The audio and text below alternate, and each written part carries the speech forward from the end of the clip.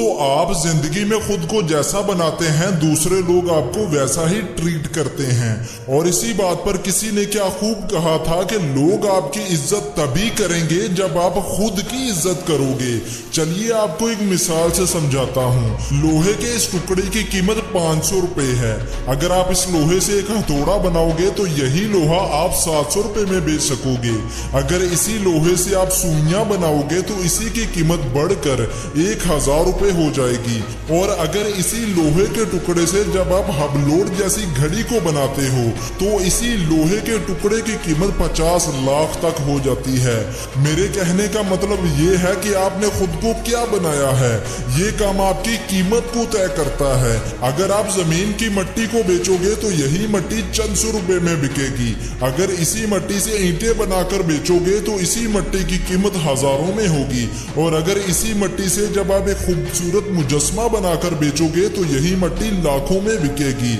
याद रखें, लोग आपकी उतनी ही कीमत लगाएंगे जितनी आपकी कीमत होगी। अगर आप खुद की कीमत को बढ़ाएंगे तभी लोग आपकी इज्जत करेंगे। अब फैसला आपने करना है कि आपने खुद को क्या बनाना है, एक कामयाब इंसान या एक मामूली सा इंसान जिसकी जिंदगी का कोई मकसद नहीं होता। और ठान लो इस बात को कि जिंदगी में जरूर कुछ बड़ा करोगे, जरूर कुछ अलग करोगे।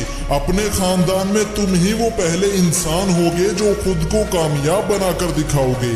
और इसीलिए किसी ने क्या खूब कहा था कि जब आंखों में एक अरमान लिया, मंजिल को अपना मान लिया।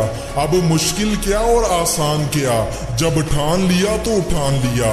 दोस्त, कामयाबी उसी को मिलती है जिसके पास कोई मकसद होता है, जो अपने मकसद को लेकर सीरियस होता है, अपने मकसद को हासिल करने के लिए लगातार कोशिश करता है।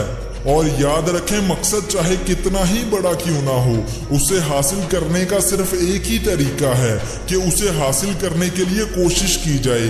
और इसीलिए किसी ने एक बुजुर्ग से पूछा कि बाबा, अगर किस्मत में लिखा है कि मिल जाएगा तो फिर कोशिश करने का क्या फायदा। तो बुजुर्ग ने जवाब दिया कि बेटा, हो सकता है किस्मत में यही लिखा हो कि कोशिश करोगे तो ही मिलेगा। और इसीलिए मैं भी कहता हूँ कि अगर कामयाब होना है तो कोशिश करनी ही पड़ेगी।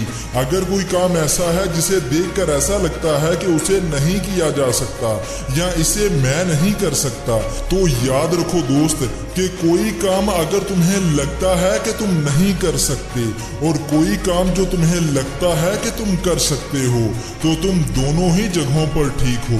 क्योंकि तुम्हें बाहर से वही मिलेगा जो तुम्हारे अंदर होगा। और अगर तुम अपने अंदर यही सोचते हो कि तुम किसी काम को नहीं कर सकते, तो ठीक है, तुम सही सोचते हो।